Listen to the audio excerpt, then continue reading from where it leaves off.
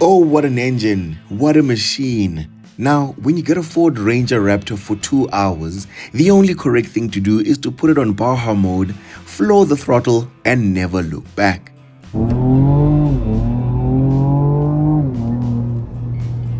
Technically, Baja mode is for off-road use only, otherwise your neighbors will be very angry at you. But I felt a little naughty, and it's only for 2 hours anyway, right? So in this video, I'm gonna tell you everything you need to know about its practicality, its features. I'm gonna take it on the road to experience Baja mode and then tell you what it'll cost to own. This is the Ford Ranger Raptor review, and without further ado, let's get straight into it.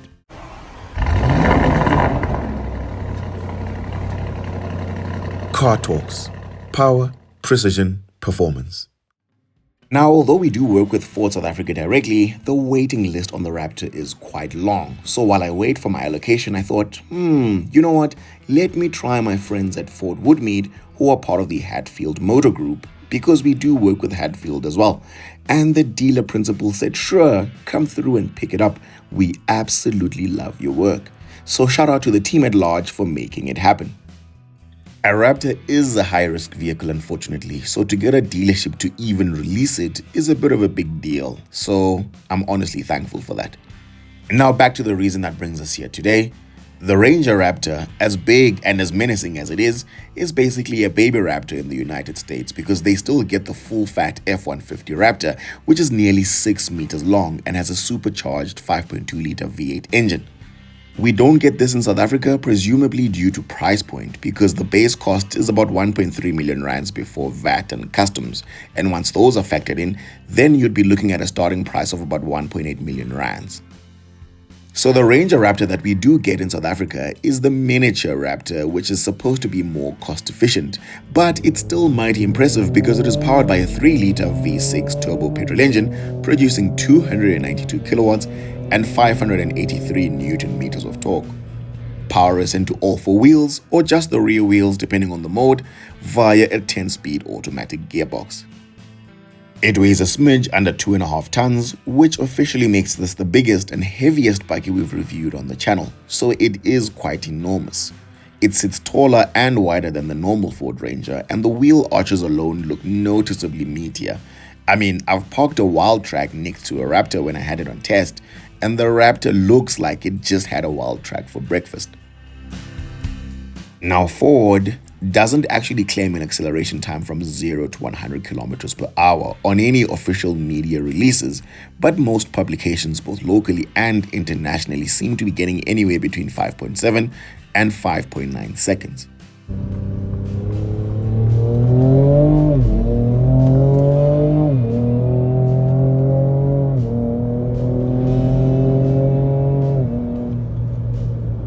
Moving on to practicality and features, the load bed gets a roller shutter which will set you back 27,800 rands and a payload of 670 kilograms. So if it's a workhorse you're after, then you're better off in the XL, which gets nearly 1.2 tons of payload. Nevertheless, the load bed also gets a 12-volt socket and a 400-watt plug. And the tailgate is sprung, so you can literally lift it up with one finger. By the way, this color is a no-cost option and it's called Command Grey. It almost looks like Audi's Nardo Grey or BMW's Brooklyn Grey, and it just looks incredible in the sun. What I also love about this example is that it doesn't have the decal package, which costs an extra 8,500 rands for stickers around the vehicle. And to be honest, I think the vehicle looks much cleaner without the stickers. Brake towing capacity is only 2.5 tons, whereas the V6 diesel in the Platinum and the Wild Track gets the full-fat 3.5 tons. So again, if you're looking for a workhorse, the Raptor is not for you. Stepping into the rear, first things first, you get a die-cast aluminum side step, which is necessary because ground clearance is 272 millimeters on the Raptor, and so it rides significantly higher than any other Ranger.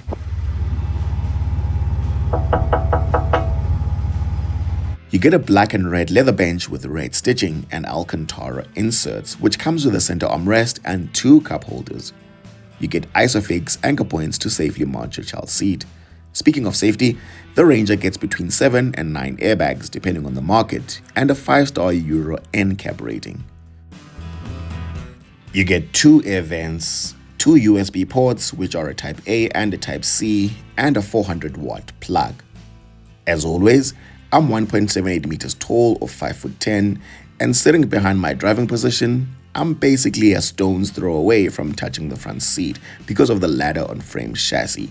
But to be fair, it's all the same story in the Toyota Hilux and VW Amarok anyway. Stepping into the front, you get a carbon fiber inlay to let you know you're in a performance bakkie. And speaking of performance, you get Ford Performance on the door sills. You get electrically adjustable Ford Performance black and red leather and Alcantara seats with Raptor insignia. As you'll notice, these have larger side bolsters to keep you in place when cornering. And as if you needed any more reminders that you're in the most special Ranger, you get red accents on the dashboard to make sure you never forget it. Storage-wise, you get decent space in the lockable cubbyhole, plus a secondary cubbyhole up top, and a very deep storage bin in the center console, which also has a 12-volt socket inside.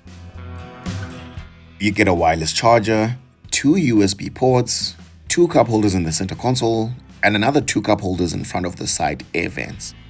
The infotainment system is a massive 12 inches and comes with wireless Apple CarPlay and Android Auto.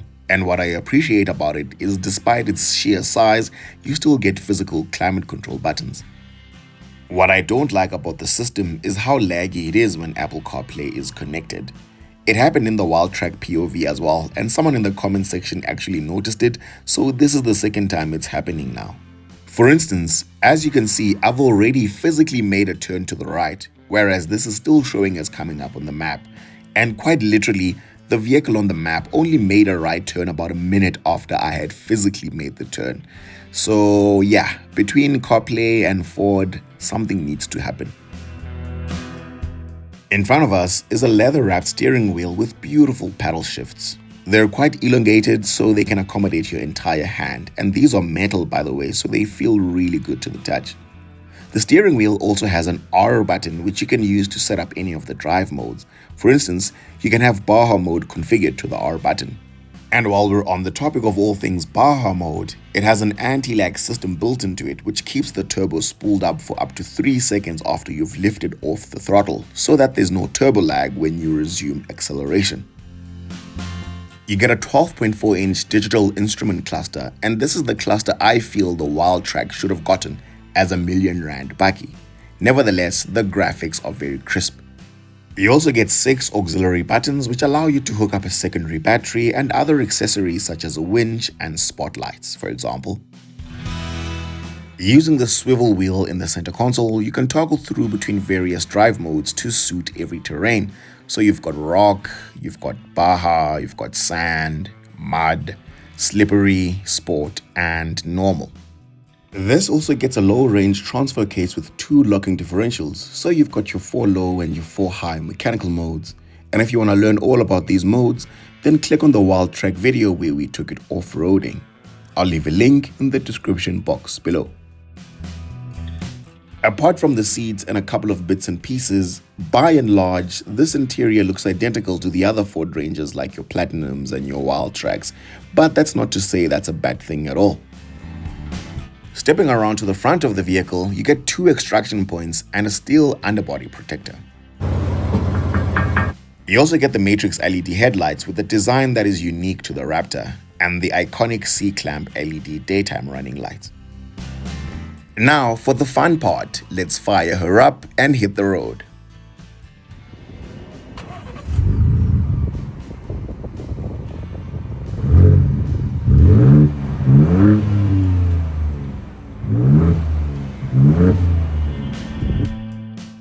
So I was driving on 2 high for the most part because we were in the city and this is the most fuel efficient mode.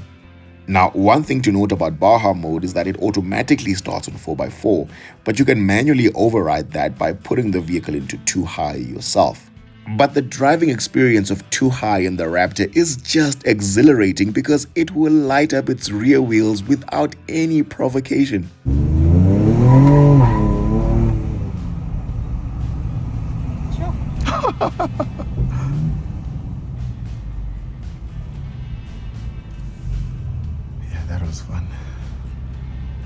Slippery car. Peak torque is delivered from 3,500 RPM, so it's an engine that wants you to rev it out. And as a result, it's got such a punchy mid-range. But all of that performance comes at a great cost because Ford claims the Raptor will return 11.5 liters per 100 kilometers, which is very optimistic. You see, the Raptor needs at least 2 mandatory AA meetings a week because it is definitely an alcoholic. This example has over 30,000 kilometers on the clock, so the engine is fully broken in, but it's averaging 17.7 liters per 100 kilometers. So I think you might need to buy your local filling station if you own one of these. The suspension is the Fox live valve setup, which is paired with BF Goodrich all-terrain tires, and so it does two things significantly better than the normal Ranger. The first is that on-road performance and handling is much more aggressive, which despite this having a higher ground clearance, you actually feel more connected to what the vehicle is doing beneath you, and there's just so much communication from the steering.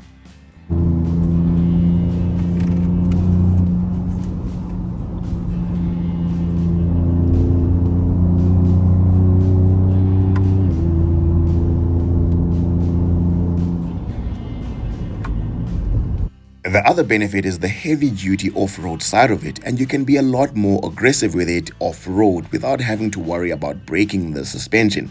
And I'm sure we've all seen that exhilarating scene where Ciro de Siena jumps the Raptor over the Atlantis dunes in Cape Town. It is honestly the stuff of legends. The Raptor also comes with a superior water wading depth of 850 millimeters compared to the 800 millimeters in the normal Ford Ranger. But because of that sheer size, the turning circle is quite wide as well at 13.2 meters, which is worse off than the normal Ranger's 12.9 meters. So if you live in the city, that's definitely something worth consideration. Now, the gearbox is the 10-speed auto, and from my experience, it is more enjoyable being left alone to do its thing in the background than changing the gears manually yourself. I mean, the upshifts are quick and it'll rip through the gears.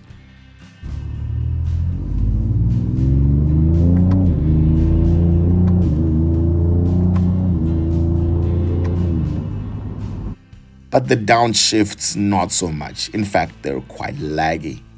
But the Raptor makes up for all of that in the noises it makes. I mean, that 3-liter sings throughout the rev range, and there is honestly no other bakkie like it in South Africa today.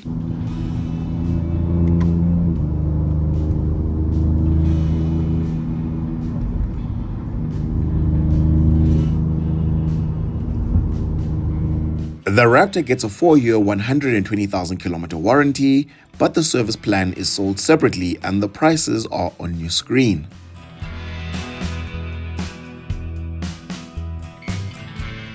Other highlight features include a Bang & Olufsen sound system, adaptive cruise control, blind spot monitoring, and a 360-degree camera to help you park this behemoth. Before we get to pricing and the cost of ownership, if you're enjoying these videos, then please go ahead and smash the subscribe button to become a part of the family. And don't forget to turn on your notifications so that you don't miss a single one of our epic reviews. Moving on to pricing and cost of ownership, the Raptor kicks off from 1.27 million rands, which is 176,000 rands more than its launch price of 1,095,000 rands back in 2023, which is about a 5% increase year on year and in line with inflation. The only optional extra worth getting, apart from the service plan, is the roller shutter, which raises the total price to a smidge under 1.3 million rands. This example is a 2024 model year with about 32,000 kilometers on the clock, going for 1,090,000 rands. And that's another key trait of the Raptor. These things really don't depreciate. So it's quite easy to find a high mileage example with almost 100,000 kilometers on the clock and still being listed for over 900,000 rands. So that's a big win come resale time. On finance, this will set you back 24,300 rands a month at the current prime interest rate of 10.25% per annum. Insurance is risk profile dependent and the cheapest quote I got was 3,200 rands. A full tank of petrol will cost you 1,700 rands at the current inland price of 95 octane for the 80-liter fuel tank. which would then bring your total cost of ownership to 29,200 rands. Key competitors of the Raptor would include the Toyota Hilux GR Sport and arguably the BYD Shock 6 amongst others. Now, the Hilux will be exponentially more reliable than the Raptor, which is a known fact when you look at all of the media releases regarding Ford's recent recalls. If it's not the gearbox, it's the camshaft, or this or the other. However, my problem with the GR Sport is that it only has 15 kilowatts more than the Legend and the Radar, so it doesn't feel special enough. And when it comes to the BYD Shock 6, please go ahead and watch my BMW i5 review, which is basically the electric version of the 5 Series. My conclusion in that video should tell you everything you need to know about why the Raptor is better than the Shock 6 in every respect. If BYD would love to send me a Shock 6 to review, I'm open to that. But until then, there's no better bike on sale in South Africa today than the Raptor.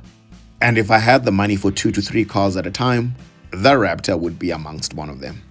But do let me know in the comments what your bike of choice would be. I mean, there's a plethora of options from which to choose, from the Japanese to the Chinese to the Germans, etc. So consumers really do have their work cut out for them in terms of research. Once again, shout out to Ford Woodmead for lending us the Raptor. And for any used Ford products, reach out to Hennie.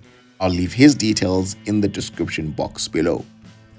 I'll do a more in-depth review when I eventually get this on test, God knows when, which will probably include a bit of off-roading as well. But until then, thank you for watching and take care.